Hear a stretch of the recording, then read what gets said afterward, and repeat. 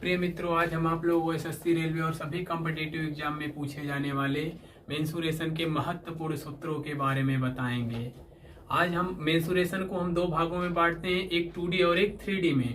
तो आज हम 3D से संबंधित सभी महत्वपूर्ण चैप्टर के सूत्र को देखेंगे।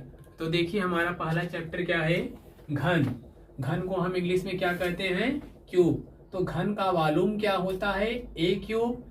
घन का डायगोनल क्या होता है? ए रूट में 3। घन का सीएसए क्या होता है? 4a square. घन का टीएसए क्या होता है? 6a square. अब हम अपने दूसरे चैप्टर के सूत्र को देखेंगे। घनाभ। घनाभ को हम इंग्लिश में क्या कहते हैं? क्यूबाइड। घनाभ का वॉल्यूम क्या होता है? L गुणे B गुणे H। घनाभ का डायगोनल क्या होता है? रूट में L square plus B square plus H square. घनाभ का सीएसए क्या होता है? 2 ब्रैकेट में L plus B into H। घनाभ का टीएसए क्या होता है? 2 ब्रैकेट में LB plus BH plus HL। अब हम अपने तीसरे चैप्टर के सूत्र को देखेंगे। हमारा तीसरा चैप्टर क्या है? गोला, जिसको हम इंग्लिश में क्या कहते हैं? स्फीयर। गोले का वॉल्यूम क्या होता है? 4/3 पाई आर क्यूब।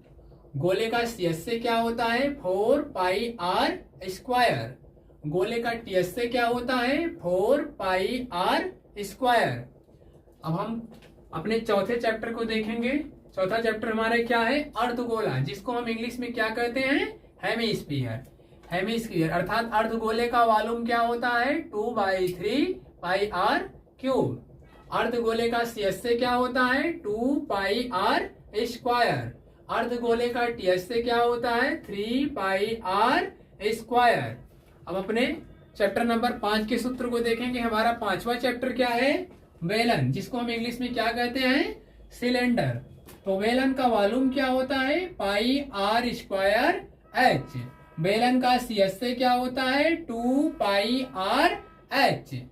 बेलन का टीएसए क्या होता है? 2 पाई आर ब्रैकेट में एच प्लस आर।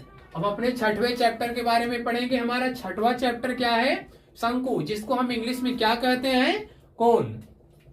शंकु का वॉल्यूम क्या होता है? 1/3 पाई आर स्क्वायर इंटू एच। शंकु का सीएसए क्या होता है? पाई आर इंटू एल।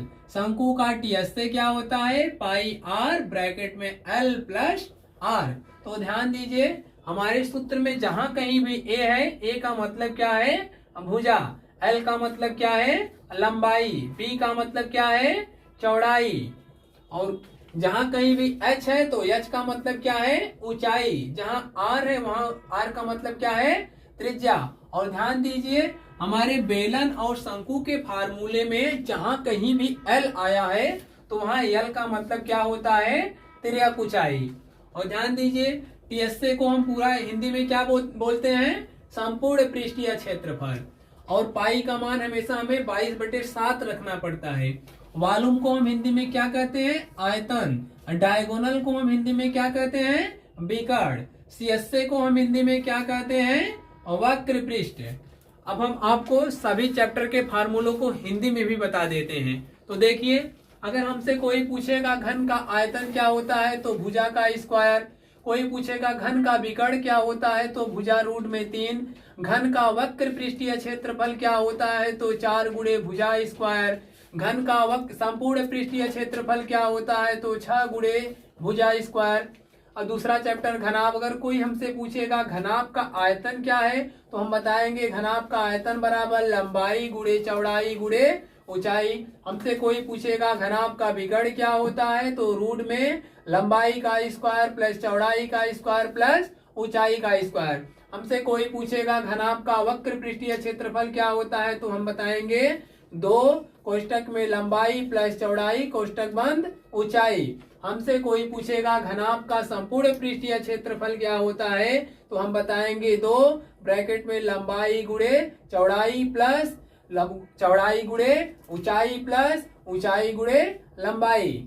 अगर हमसे पूछेगा कोई गोले का आयतन क्या होता है तो 4/3 पाई त्रिज्या का क्यूब। अगर हमसे कोई पूछेगा गोले का वक्र पृष्ठीय क्षेत्रफल क्या होता है तो हम बताएंगे 4 पाई त्रिज्या का स्क्वायर। हमसे कोई पूछेगा गोले का संपूर्ण पृष्ठीय क्षेत्रफल क्या होता है, तो हम बताएंगे 4 पाई त्रिज्या का स्क्वायर। ध्यान दीजिए, गोले का वक्र पृष्ठीय क्षेत्रफल और संपूर्ण पृष्ठीय क्षेत्रफल का सूत्र समान ही होता है। अगर हमसे कोई पूछेगा अर्ध गोले का आयतन क्या होता है, तो हम बताएंगे आयतन बराबर 2/3 पाई त्रिज्या का क्यूब। अगर हमसे कोई पूछेगा अर्ध गोले का वक्र पृष्ठीय क्षेत्रफल क्या होता है, तो बताएंगे 2 पाई त्रिज्या का स्क्वायर। हमसे कोई पूछेगा अर्ध गोले का संपूर्ण पृष्ठीय क्षेत्रफल क्या होता है, तो हम बताएंगे 3 पाई त्रिज्या का स्क्वायर। यदि हमसे कोई पूछेगा बेलन का आयतन क्या होता है, तो हम बताएंगे पाई त्रिज्या का स्क्वायर गुणे ऊंचाई। अगर हमसे कोई पूछेगा बेलन का वक्र पृष्ठीय क्षेत्रफल क्या होता है, तो हम बताएंगे 2 गुणे पाई गुणे त्रिज्या गुणे ऊंचाई। अगर हमसे कोई पूछेगा बेलन का संपूर्ण पृष्ठीय क्षेत्रफल क्या होता है, तो हम बताएंगे 2 पाई इंटू त्रिज्या कोष्टक बंद ऊंचाई प्लस त्रिज्या। अगर हमसे कोई पूछेगा शंकु का आयतन क्या होता है, तो हम बताएंगे शंकु का आयतन बराबर होता है 1/3 पाई त्रिज्या का स्क्वायर इंटू ऊंचाई।